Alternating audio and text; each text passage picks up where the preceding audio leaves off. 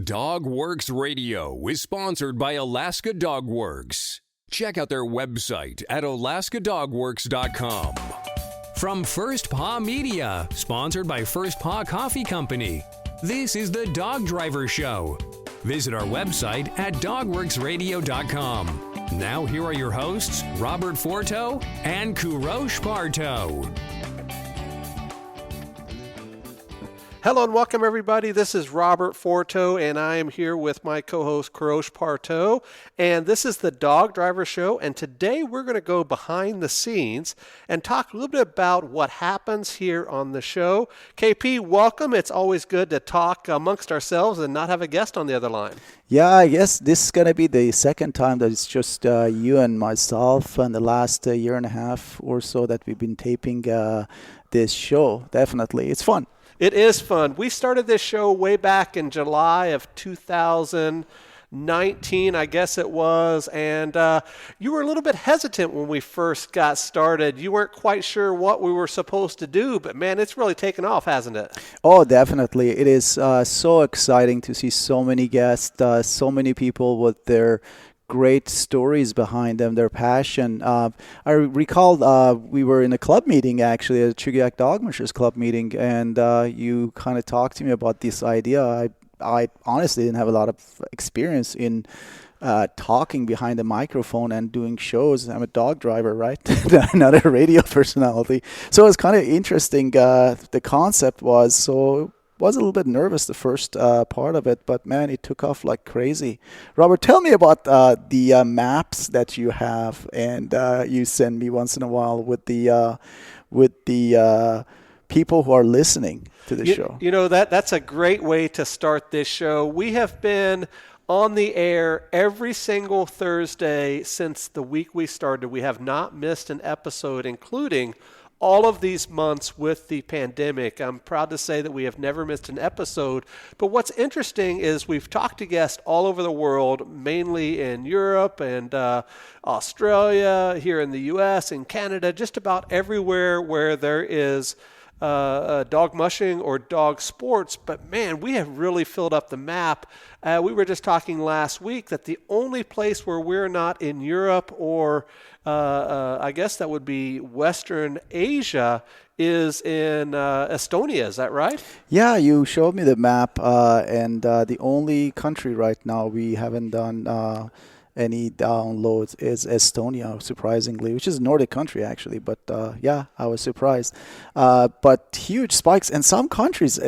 I ask myself, like India or Nigeria, people listening to this show, which makes me believe that this show is not only for dog drivers like yourself or me, but also dog lovers who are just passionate about our passion, right?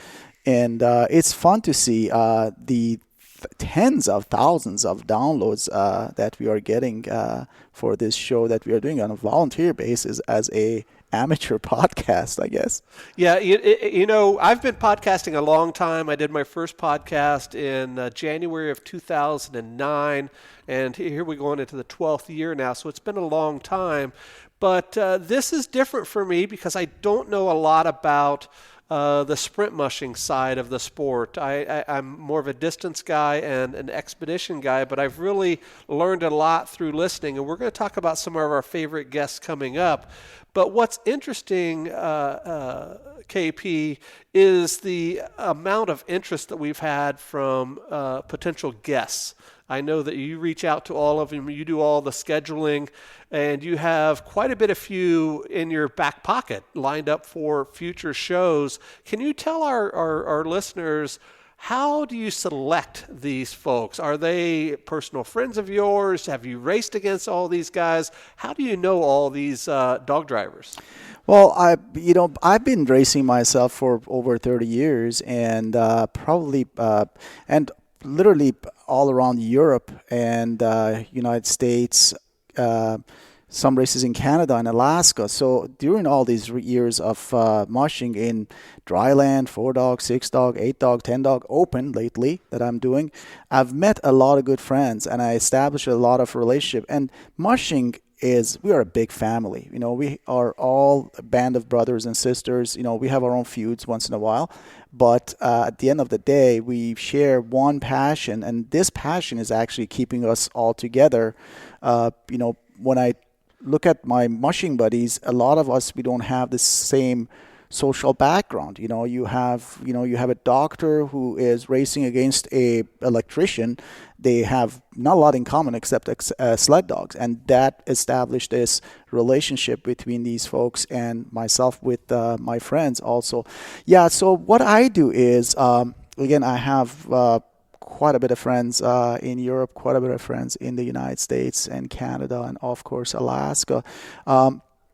I talk to them and reach out to them as friends, actually. And, hey, do you want to, spend the last, next 20 minutes of next Tuesday or Wednesday with us on the phone and tell us about yourself? And it's funny because I have some great friends who are microphone shy and who don't want to do that. And people that I know very well, actually, and they're like, I really, really, really don't want to be in the public eyes or behind the microphone. And one item which is very also, I hear a lot of that is the language. Of course, as you know, a lot of our guests are from Europe and from United States and Canada. And when you open the door to all the European drivers, the language barrier sometimes becomes a challenge. And we've done interviews with translators. If you recall, I remember Rudy Roperts' interview, which his daughter was translating as we were talking. But I get some people that are like, no, I get so nervous about it. I'm currently chatting with one driver in Switzerland, and she is terrified of microphones and broadcasts. So that would be the only time that I have people not accepting. But usually the feedback, as you know, that we get after the conversation with our guests, 95% of people, they say, thank you guys for promoting our sport and being a channel to fire our passion a little bit more. Don't you think so? Yeah, we are the only continuous mushing podcast anywhere in the world that airs every week. And I think that's really cool that we're able to do that. And yeah, by far our biggest review or comment is thank you for promoting the sport. I think we need more of that in all aspects of the sport, whether it's dry land or canicross or Iditarod or whatever. But yeah, we get a lot of feedback from there. One more question about how you sort of screen the guests, KP. Do you have a motive in mind, or do you set it up where it's all open drivers one month and all dryland drivers the next month, or how do you set them up, your interviews, when you're ticking them off, as you're going down your list? A couple of items that I have to be careful with is people's schedule and time differences. In the U.S., of course, we have 4 hours of difference between here and the East Coast, so that's easy. However, when we are interviewing someone from Australia, which is right now is tomorrow, or at the same time I want to interview someone who is in Lithuania, we have to juggle all these schedules, and as you know, we try to stack up several interviews at the same time, so we have the recording done at the same time in the same day. That is one of the challenges. So I look at the time, of course, and the specialty and the classes that the drivers are participating in, that is less important to me because everybody has a story. It doesn't matter if you've won Rendezvous for 50 times or you've won or a two-dog, scooter in your neighborhood. We all have passions. We have all stories behind our passion. And this is a show about stories and people's passion, not about champions and elite racers. That's the last thing I want to do. It happens that a lot of our race interviewees, they've won races and they've been in the sport for a while, but it's overall for people to see and to listen to all aspects of our sport, monosport, dry land, one dog scooter or, Leopard Championship with, 16 dogs in front of your dog team running 30 miles. Right. Before we start talking about some of our favorite shows, a little bit of the behind the scenes, a lot of folks ask us, are we making thousands of dollars on this show? And first off, no, right now we're recording in KP's kitchen, and we're using a portable mic and some of the headsets like you will see on American football broadcasts. And a lot of people ask, how much time does it take? We record for about 20 minutes per episode, and very little editing goes into these. I usually just let them run, and I'll take out any mistakes that we have, or like you said, language barriers. A lot of times our guests want to say one thing and they want to change that up, but otherwise we just let it roll like a conversation where we're just talking back and forth like we're sitting at the bar and enjoying a beer together, a cup of coffee or whatever. And thirdly, we promote almost exclusively on social media, mainly on our Facebook pages and Twitter and Instagram and all of that. That's where we get a lot of our guests, and that's where we get a lot of our followers. And a little bit of numbers, I think we've had about 750,000 or so downloads for your show so far. It's difficult to kind of divide those up with the other podcasts we do, but I would say that's a pretty comfortable number. And we've done, like we said at the beginning, we've done about 75 shows or so. So we're doing pretty good. So KP, let's switch over to talking about some of our favorite shows. I'm going to go first. I've learned a lot from these guests. I know a lot of these guys from the mushing community, but obviously I don't know a lot of their stories. Some of my favorites right off the top were Arlie Reynolds. I really enjoyed his interview. We did a two-part with him, one where he did sort of a PhD side of it or a science side, and the other side was the mushing side. I really, really enjoyed the Streeper series that we did. We interviewed, I think, 3 or 4 of those guys, and I really, really enjoyed Cale Casey. Unfortunately, we lost that episode. We're going to have to get him back, but his name keeps coming up, doesn't it, with his movie Dog Power, and a lot of people know Cale not only in the sprint world but also in the mushing, in the broader mushing world. And lastly, one of my favorites that I can recall is Thomas Werner.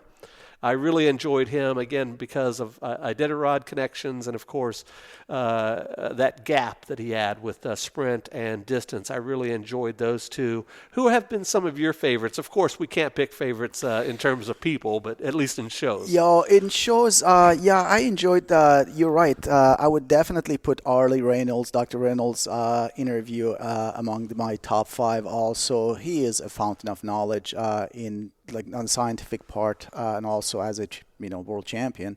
I would definitely put him on top of the I said in the top 5. The Streeper clan, of course, it was really fun to listen to them. And Eddie and Terry. Terry's a great storyteller. I love listening to his stories. I mean, he's been in the sport so long, and we call him the godfather of the sport, right? So listening to Terry is always fun, and the old stories of how they started. Same for Eddie Streeper, Fast Eddie, we call him, right? And they've been in the sport for years and years and years, and they have a lot of stories.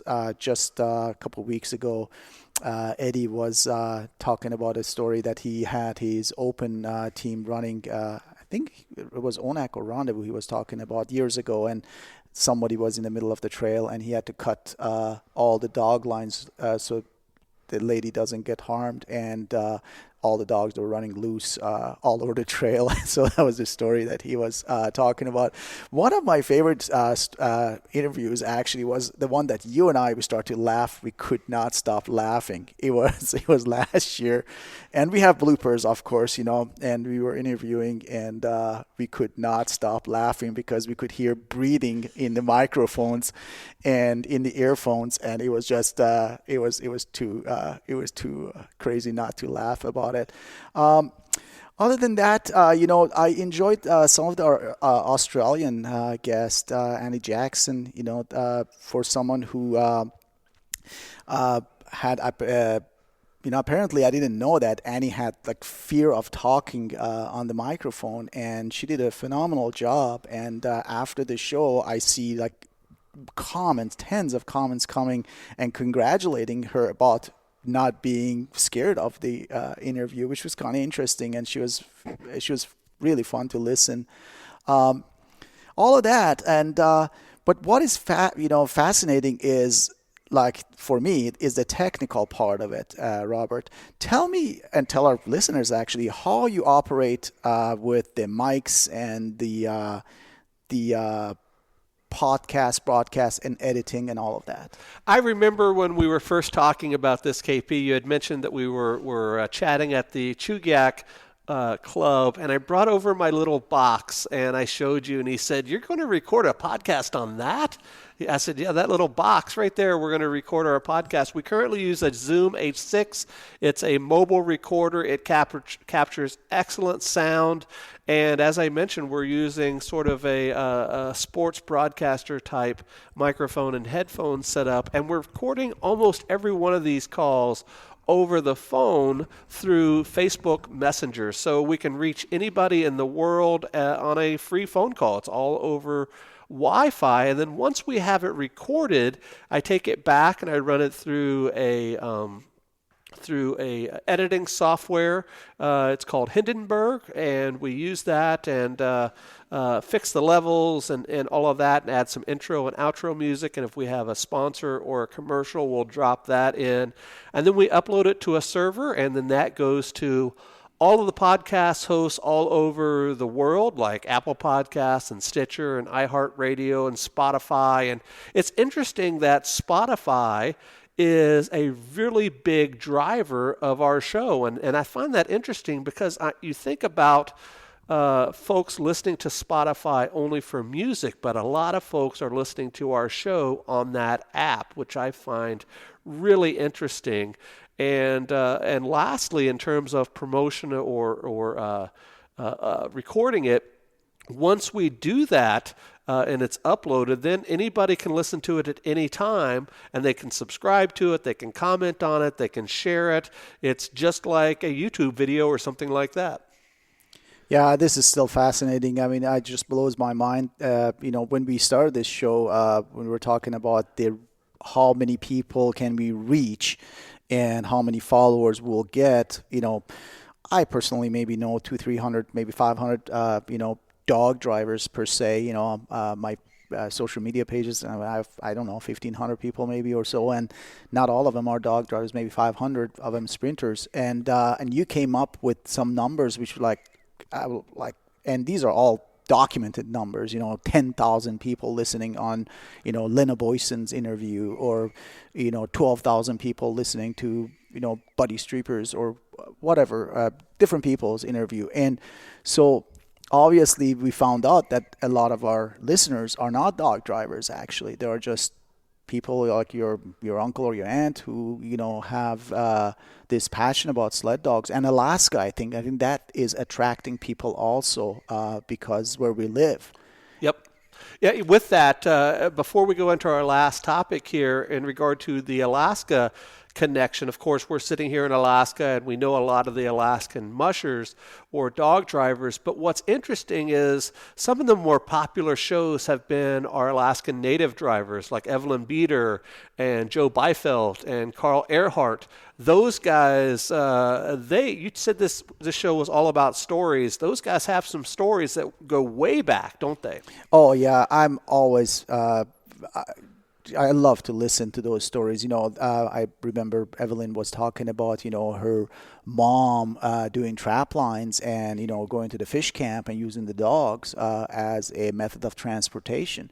And we were talking about, 50 years ago, maybe not that long ago. And today on a sprint, in our sprint world, we cannot even imagine having a 6-dog team, hauling firewood or going to the fish camp. We are so specialized with, fancy sleds, Kevlar, aluminum and, carbon fiber and everything.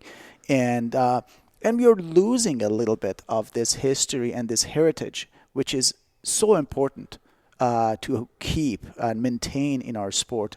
I'm always super excited about having Alaskan native drivers in our show because they have years and years, maybe hundreds of years behind their stories. I guess we talked about Joe Beifel, the Atla family in Huslia for probably generations and generations. The Earhart family, Lester and John and Carl and Curtis and Chuck and all these guys. They've been in this sport and they were brought up. I mean, they're kids born and raised around sled dogs, and that's part of the culture. So it is always fun to listen to those stories. I have so much respect for those guys. Right.